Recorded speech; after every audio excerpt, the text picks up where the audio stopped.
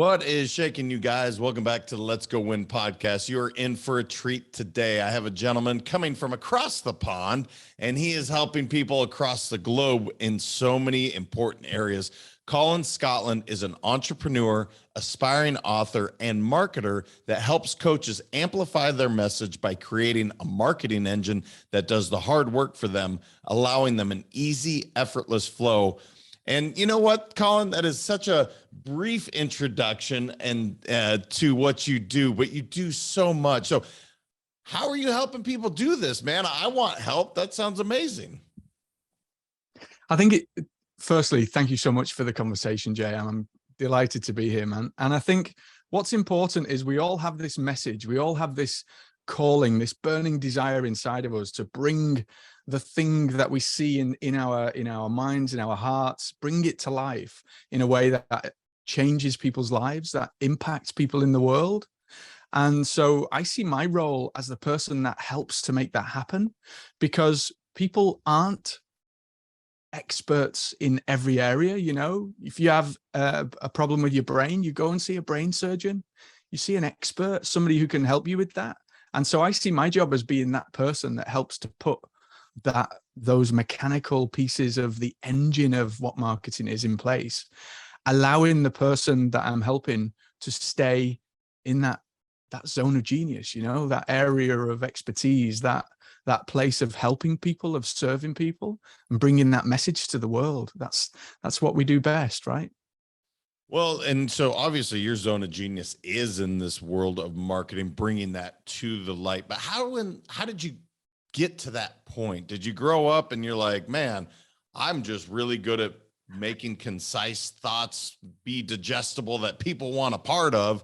Or how did that all start, brother? What's kind of the story for you? Oh man, the genesis of it really happened when I was a young boy in Liverpool in the late 70s, early 80s. And my dad was a market trader, and he would drag me out of the house really early on a Saturday morning when it was still dark, take us to the market stalls. And that was how he made his living. You know, he'd buy stuff from the wholesaler, he'd sell it on the stalls, and he forged a living that way for many years. And in those moments, I hated every moment of it.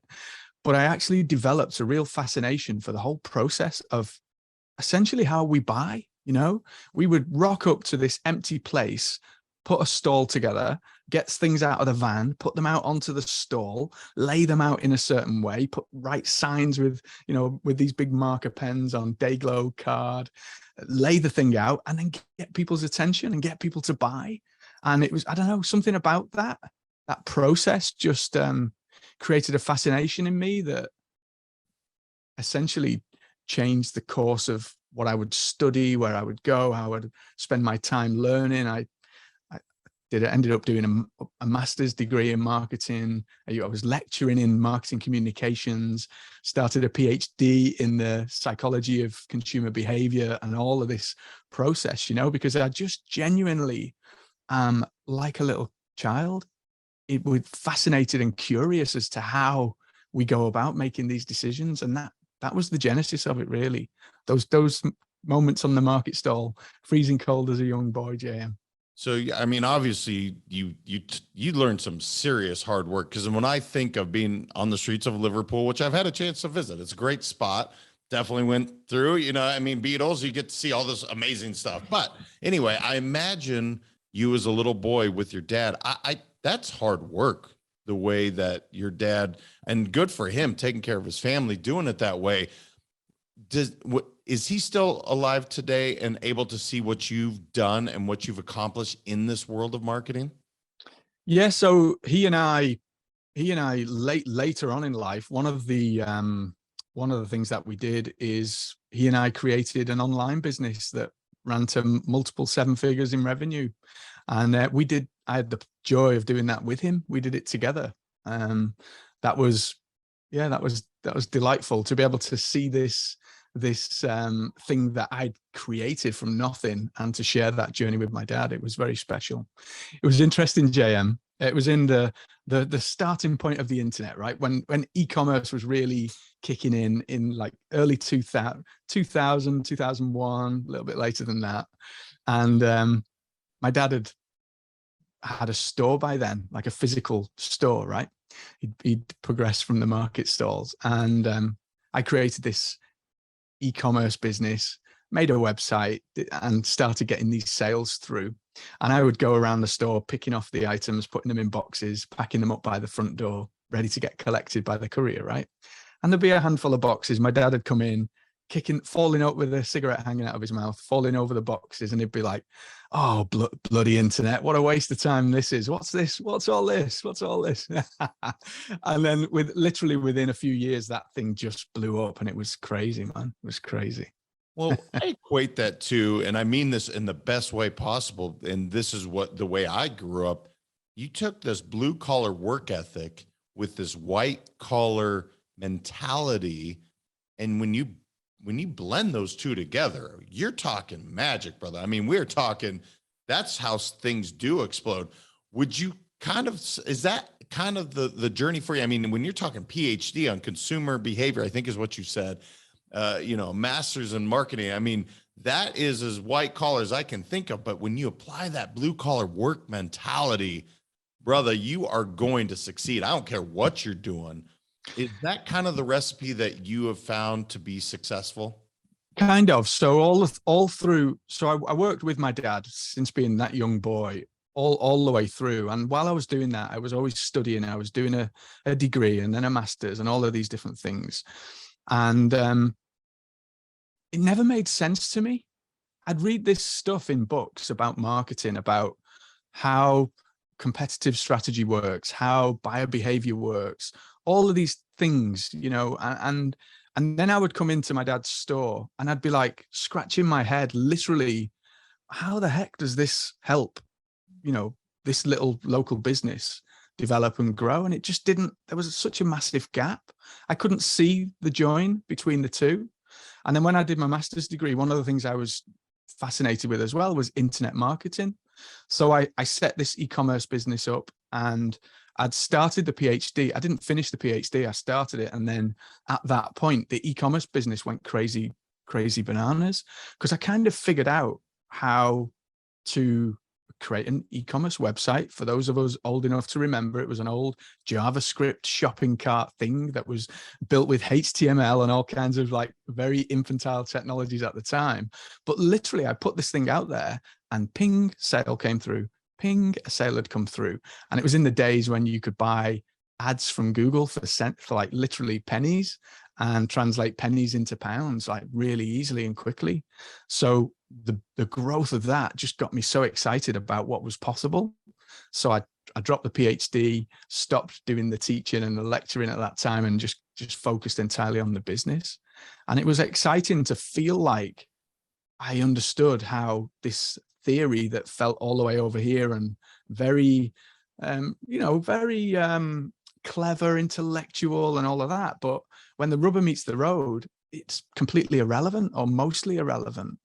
And always this bit of a gap, Yeah, that's interesting. Because I mean, again, I would call it the school of hard knocks, is how you started. Then you get into this very cerebral academic life, and you're going, well, one definitely does work. One sounds good as like from the chair, but you got to kind of blend them together is what I'm hearing.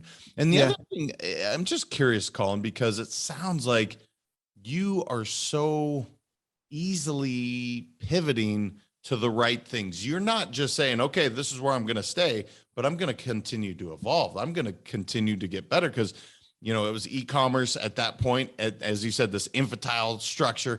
And now it seems so easy to you. Now, is that the case, brother? Or, have you bumped your head along the way a little bit? Yeah, I've got plenty of scars here, JM. Plenty of scars, man.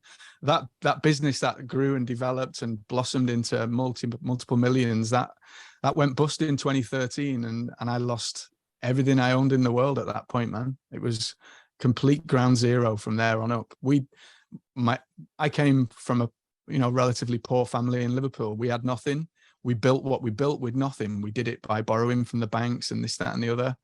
And yeah, it went belly up in 2013. Turned my world upside down, man. Turned my world upside down. And I'm sure there's some pain there, and there's definitely some Mm. things but I'm sure there's some amazing lessons, and that's what I love to talk about, brother. So can you take yourself back from a mindset standpoint at that point? Again, not growing up with a lot, and then built this multi-million-dollar thing, and now it's gone. What were you thinking at that point, brother? And how do you put that foot in front of the other and get going again? So it rocked my world. It really did.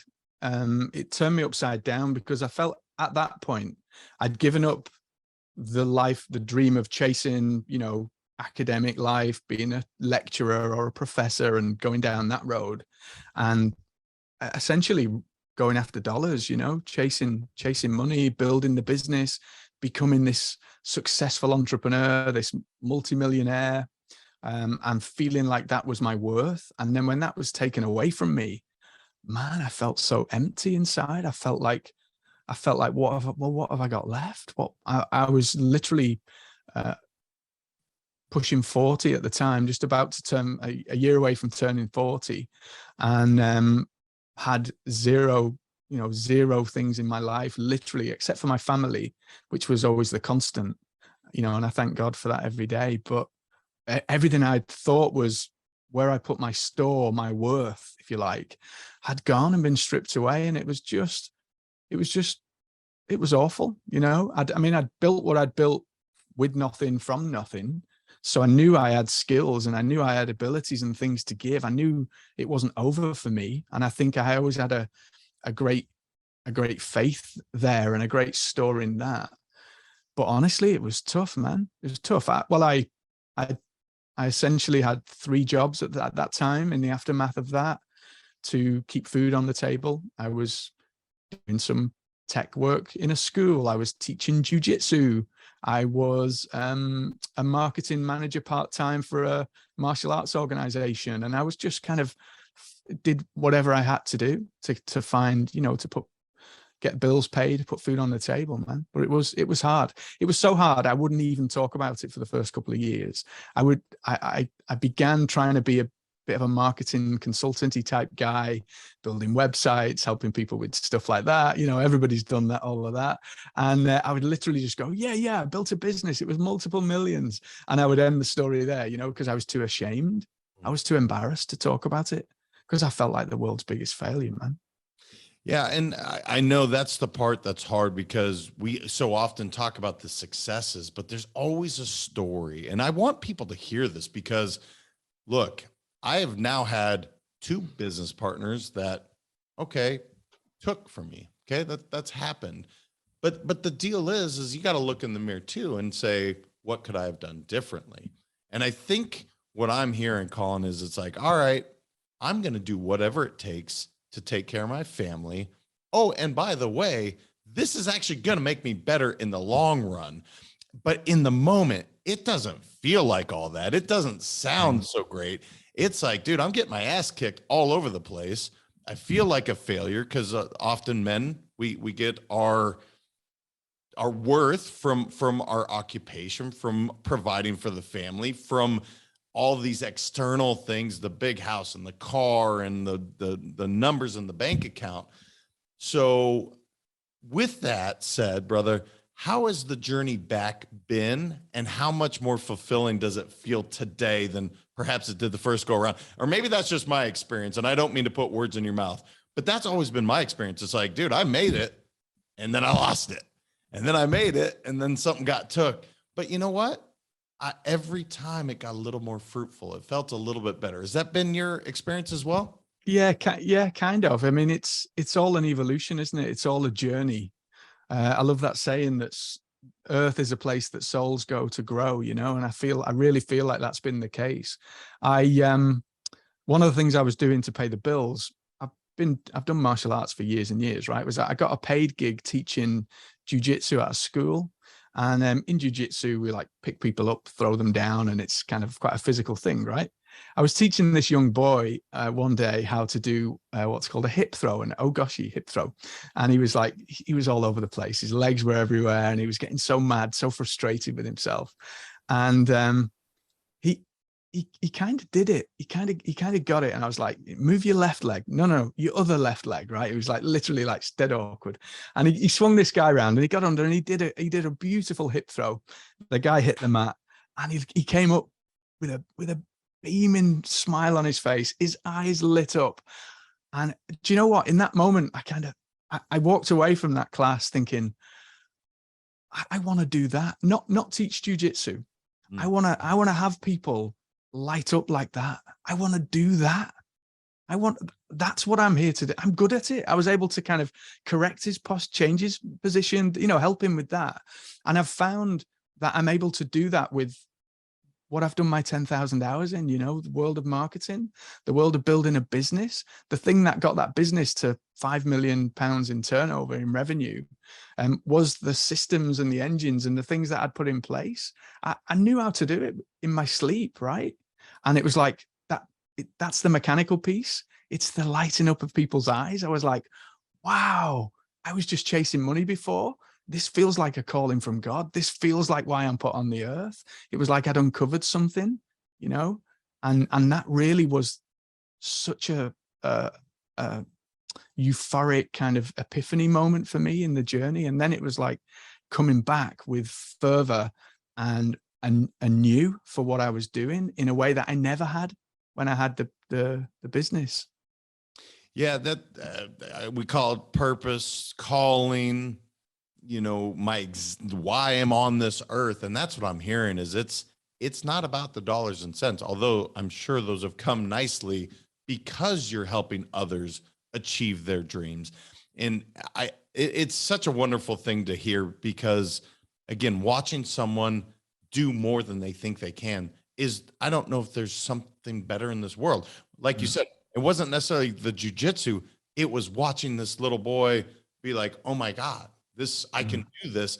So brother, talk to me about, as you're helping people and as we amateurs make all the mistakes in marketing, are there some real do's and real don'ts that you can share with the audience where you're like, I wish everyone would stop doing this, and I wish they would start doing this?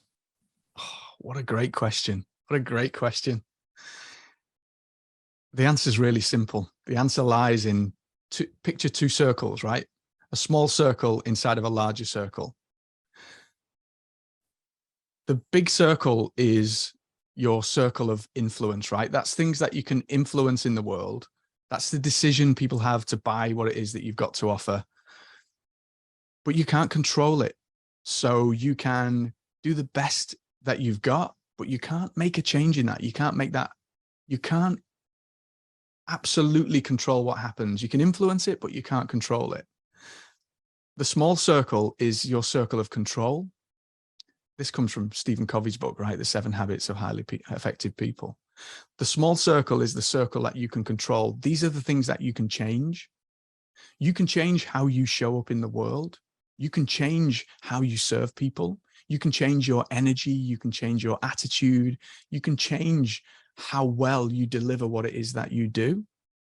You can't affect beyond the level of influence. You can't control entirely the actions of other people. And so often, I'm guilty of this. We're all guilty of this. We play in the outer circle and we don't do the work in the inner circle. That's so critical, is making that change in how you show up in the world. It makes all of the difference. The mechanical parts, what I do is easy. You can hire freelancers, you can get people here, there, and everywhere to do what I do. It's not difficult.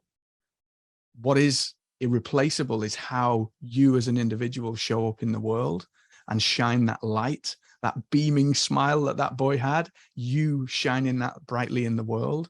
That's the bit that's hard. And that's the bit that means you have to do the inner work in that circle of control. That's it, man.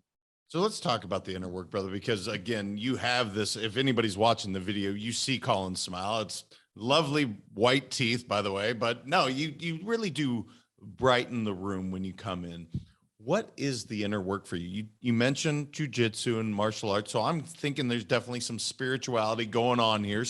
You've tapped into some energy in that regard. But how do you show up in a way that you literally do, man? I've talked to you now twice, and both times from across a screen. You're over in England, I'm here in the States, and yet I feel your energy. How do you do that, brother? Because that's gold in marketing. If you're able to come through a screen and I can feel it, how do you show up that way? Wow, you're asking some great questions here, JM, aren't you? You're challenging me, man. So I think I love it. I love it. I think really it's about, well, for me, it came from that realization that I want to help people like I helped that boy. And that's why I exist. I feel like my calling is to help others to see and feel that light and that energy in themselves. And so I just try my best to show up in that mode of service, of being present in that moment. And that takes the work, that takes the meditation, self-realization, all of those things. And so I'm on a continuous journey of discovery in those areas, man. But ultimately, you have the power of how you show up. You have ultimate power in what you put out into the world, in the IP that you create, in the things that you do, and the way that you do it, the way that you interact with people. And it's really a realization that it's not about you. It's just not about you. And I think when you genuinely have that epiphany, like I did, chasing money, losing it all, realizing, shit, it's not about that. It's not about that. My time on this planet isn't about that. It's about that light. It's about helping people to find that and shine it. And realizing that, I think, is what gets me to jump out of bed every morning, having these lovely conversations, man. Well, you guys, I mean, he just said my entire leadership philosophy, which is it's not about you. And that's when I know I'm talking to a leader, because again, it's so much greater than Colin Scotland. And so your reach now has gone from, again, this little boy growing up in Liverpool to it's not about me. The more people I can affect, the more people I can influence, the more people they can influence. So let's talk about that, brother. How do you help somebody really get out of their own way? Is it stripping things down, making it more simple? Is it implementing specific strategies? And this, I hope I'm not giving your entire philosophy away, but I know there's so much. But how do you start with someone to say, all right, you have something, i.e., you're a good human being, you got a good product, we just need to bring this to the world. How do you go about that? So we work in both of those circles. Essentially, we work in the circle of control on the issues that are going on internally around, can I do this? Will people pay me that much to do this? Whoa, holy shit, man. we work in those areas, those internal areas, whilst at the same time, me and my virtual team, we grow the circle of influence. And the interesting thing is, the more work you do as an individual on that circle of control, the bigger your circle of influence gets, just by how you show up, not by what you do, not by how many times you post on social, not by how many dollars you throw at ads, not by how many blog posts you publish in a week, but by how you show up. And that for me is massive, because that lifts all of the burden away in what I call the busy work that most entrepreneurs find themselves caught up in, because they see all of these influencers, all of these gurus, like so busy, so prolific on social media, spending their time posting, creating this, doing this, doing this, doing this. And they try and do that and get nowhere. And the reason is not because they're doing the wrong things necessarily. It's the way that you show up. The results don't come from doing those things. The results come from the energy that you give in the conversation, the way that you show up. And that comes from clarity about why you're here and what you're doing. Yeah, one of my favorite studies is actually conducted in Britain. I'm not sure where, but they did a study, and it was only 10 people, but they did this continuously. And what they found is they had a 20-pound note. So that's a $20 bill for Americans, but a 20-pound note on the sidewalk. And typically, about 50% would pick up the bill, and about 50% wouldn't. But prior to them doing this, they would ask, "Do you feel lucky?" So, Colin, do you believe you're lucky? And Colin would answer, "I don't know." Colin, do you believe you're lucky? Yeah, man. I believe I'm lucky. All right. So Colin is going to be the one to pick up the note. I say I'm not lucky. Guess what? I walk right past that 20-pound note. And they did this Mm, time and time and time again.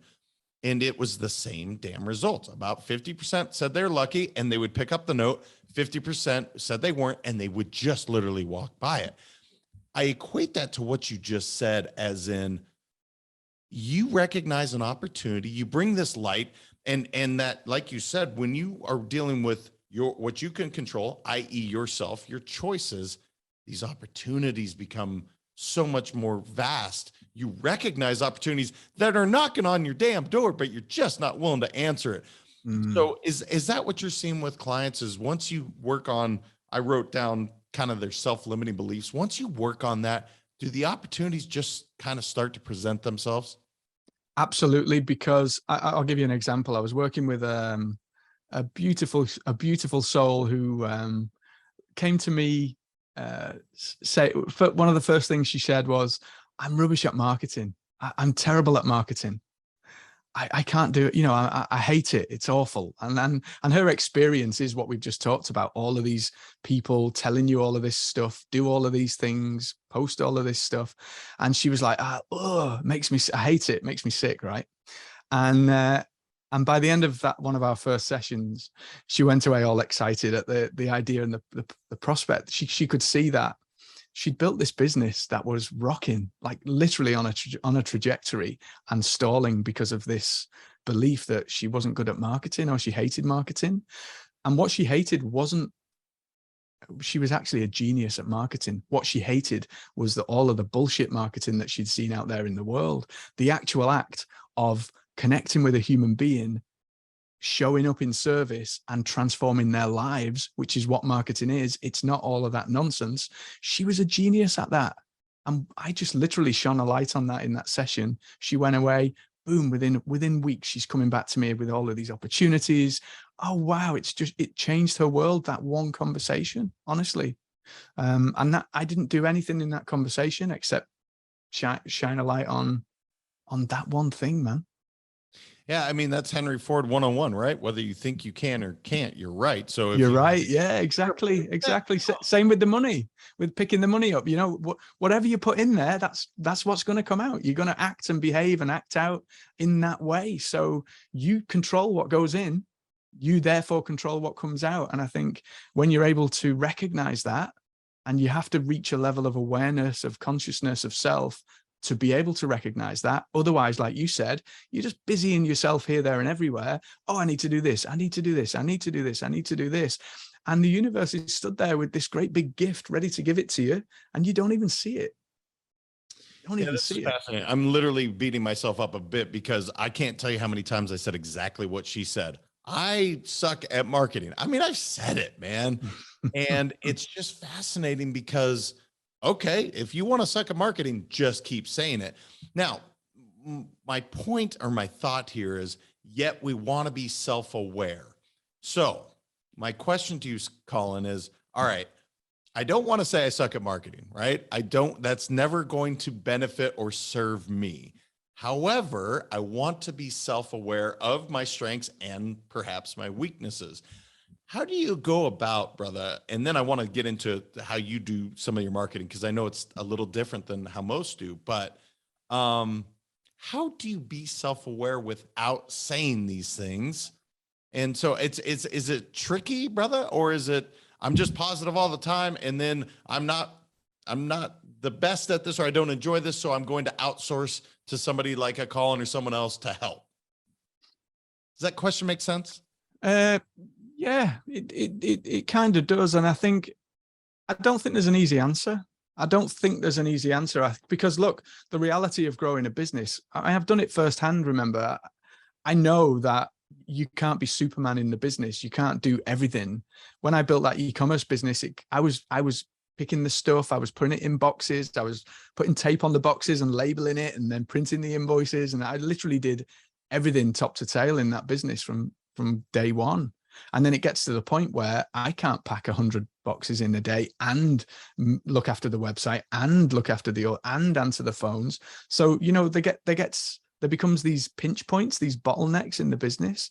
And that really is where the whole like understanding of systems and business and all of that comes in. And really, you have to be aware enough of limitations and bottlenecks, both in how you deliver what it is that you're delivering, the business side of things, but also in your capacity. Because, and I've done this as well, what good is it being the richest guy in the graveyard? You know, if you're working yourself all hours of the night, you don't see your family.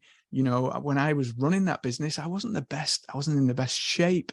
I wasn't the best father. I was drinking too much. I was stressed out with it as well. You know, it wasn't all sunshine and roses, man. So I think you've got to be mindful of both the business, the capacity within the business, and that takes a certain type of thinking, and you can hire that kind of thinking. And it takes a certain, an understanding and awareness of your mental, personal, emotional capacity. Listen, that was something I had no idea about when I run that business. No idea whatsoever. If you'd have talked to me about meditating, journaling, taking time out for myself, after this chat today, I'm going for a run, I'm going to the gym, right? If you'd have told me about these things back then, I'd have looked at you with a scrunched up face, be like, what? What's that all about, man? I don't have time for that. I got to run my business, right? Yeah. Too busy. It's fascinating, brother, because when you hear the folks that have truly succeeded, and I'm not just talking monetarily speaking, I'm talking they have real harmony and balance in their life. Their relationships are solid. Their health is solid. Their purpose and work is solid. They all say similar stuff to what you just said. It is taking time for yourself, meditating, taking care of your health, journaling. It's not a trick. It's literally you get to show up as a better version of you, which allows your business to grow. What I loved what you just said, though, and this is where I think most people, as you grow a business, you get to create opportunities for others. So, for instance, Colin can't continue to wrap boxes and put labels on boxes because his intellectual property is, you know, he is growing businesses. He's able to meet with other vendors, whatever it looks like. But I can provide an opportunity for Joe or Sally or whomever to do that as well. And that's beautiful. Talk to me about, brother, because obviously you do so much more than just marketing. You coach people on a mindset. You are a coach is really what I'm hearing, and a really good one at that. What is your overall philosophy when you start with a client? I know we talked about the circles, but what else are we trying to do? Because I know you're not necessarily big social media. I know that you're not big, but you have a different approach to it. Can you kind of expand on what you're doing? Yeah, sure. So I like to make sure and that we focus initially entirely on the why you're doing what you're doing. And I think in exploring that, it does something really interesting. It causes you to reflect on those reasons that you're chasing that next 5 million, that first 7-figure year, whatever it might be, right? When you're honest about that, you then go on a journey. I don't go on it with you. I just ask you the questions that trigger it, right? You go on that journey of discovery, that journey of working on that inner circle of control.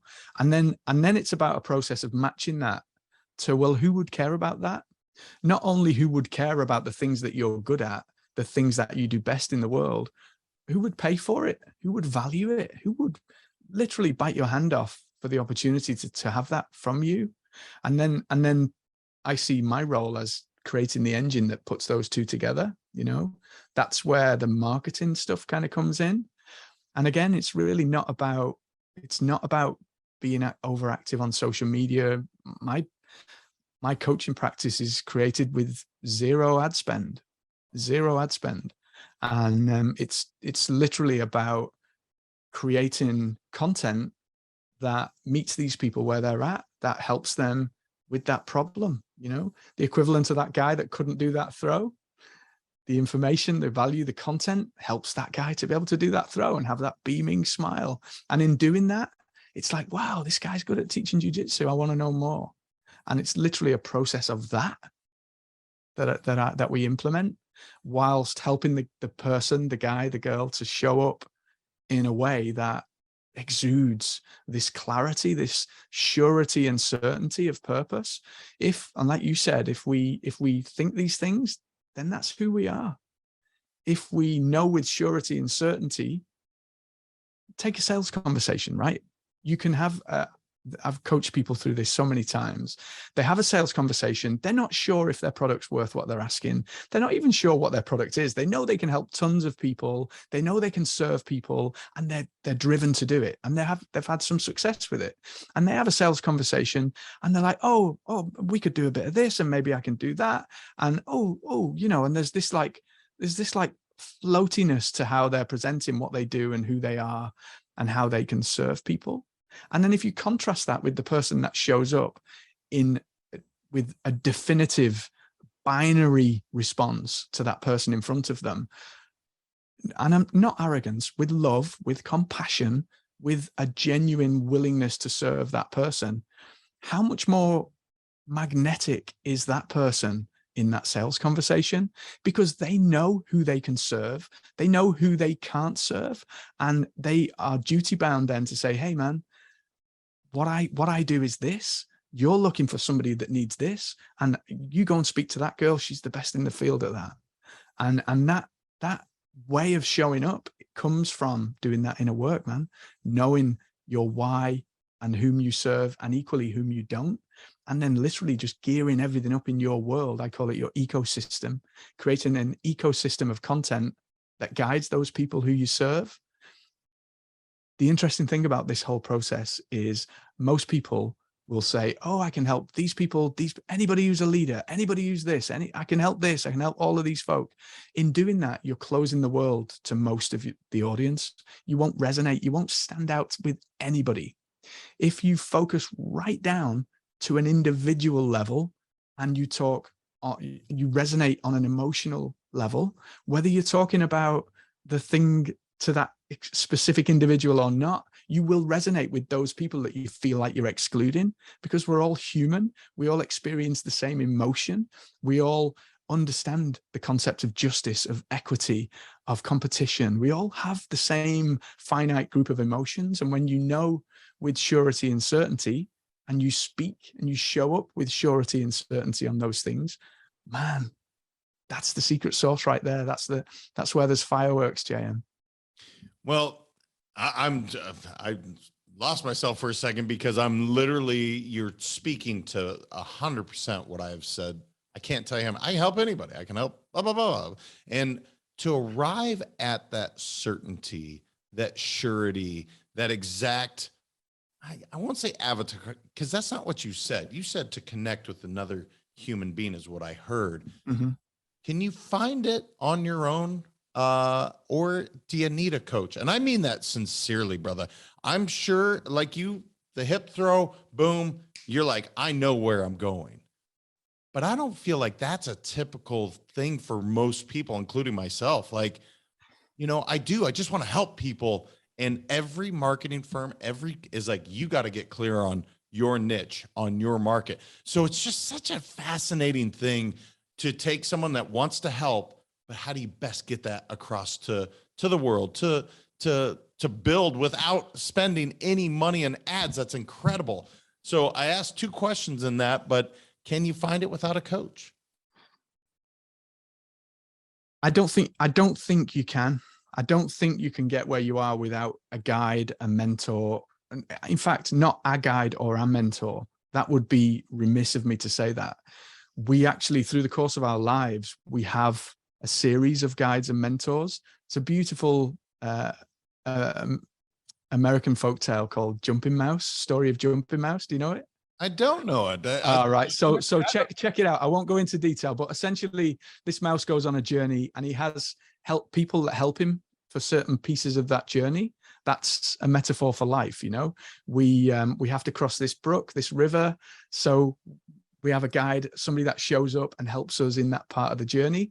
And then that part of the journey is done and we move on to another piece, And so that's like life. I think we get to where we're wanting to go so much faster, so much easier if we are open to the connectedness that's out there, the opportunities. This is where self-awareness is really the critical part. People think, oh, I'm working inwardly on myself. How can that possibly change the world around me? But it does, because in realizing that we're all connected, well, we're all connected. So why wouldn't we take and use and help and collaborate with the power of JM's experience in this world? Why wouldn't we do that? If we weren't aware, we would be closed to that even as a possibility, just like the universe with that giant gift. Yeah, no, it's such a fascinating thing, brother. And I could literally ask you personally questions for the next couple hours, but I do want to give you the chance, just, open forum. Anything I didn't ask you, Colin, that you're like, man, I got to make sure to share this with the audience. This is on my soul. It's on my heart. It's on my brain. I got to get this. Anything I didn't ask, please, open forum for you. I think you asked some really cool questions today. You really made me think. I've enjoyed it so much, man. And I guess it's just a reiteration of what we've already spoken about. It's about the power and the responsibility that you have as an individual. You don't need somebody else to tell you. That's the thing. Of course, having a guide, we just spoke about having a guide, right? Having a guide, if we're wandering up a mountain, having a guide will get us there faster. We won't be taking no wrong turns, losing our way and all of those things, right? You've heard all of that stuff. But actually, it's you that walks the mountain. It's you that puts one foot in front of the other, not me, not the guide, not a mentor, nobody. So you have to take responsibility for that. And when you truly do, that is what will cause you to put one foot in front of the other and show up in a way that really creates that thing that you're capable of creating, gets it to where you're capable of getting it. That's it, man. You've got this. Well, brother, you're brilliant. I appreciate so much of how you show up. As I told you before, I think other people can get a ton of value. If people did want to connect with you online, what's the best place to find you, Colin? Where should they go find you? So all of my world lives on colinscotland.com. You can find everything there, man. I mean, whether you're looking to grow your business, whether you're looking to just evolve and grow as a human being, I think there's a ton of value what Colin provides. And he's just really fun to talk to and listen to. That accent, man, I got to tell you, that's solid, brother. That is just gold. I can listen to it all day long. Thank you, man. Hey, man, I just appreciate you. Again, you're just a really cool guy and very insightful. So thank you so much for the time today. Absolute pleasure. It's an honor and a privilege to be here and share the space with you, man. Thank you. Keep up the great work, brother. The world needs more Colins out there for sure. You guys, I mean, that's gold. That's 45 minutes or so of absolute gold. This guy is so smart yet simple. And I mean that in the best possible way. I hope you go back, listen to it again, share it with your friends. Get this out there. More people need to hear Colin Scotland, and let's do our part. Let's get it out there. So until next time, remember, your mindset matters. We will talk to you then. Thank you so much for listening. If this content is delivering value to you, please make sure to subscribe, rate, and review us. That helps us build this community, and that is what we are all about. Building this community as big as we can, helping as many people as we can, and deliver as much value as possible. Be sure to head over to letsgowinpodcast.com for information on my coaching courses, and make sure to follow us on Facebook, Instagram, and LinkedIn at Let's Go Win 365. Let's go win and transcend in life. This is the Let's Go Win podcast with your host, J.M. Ryerson.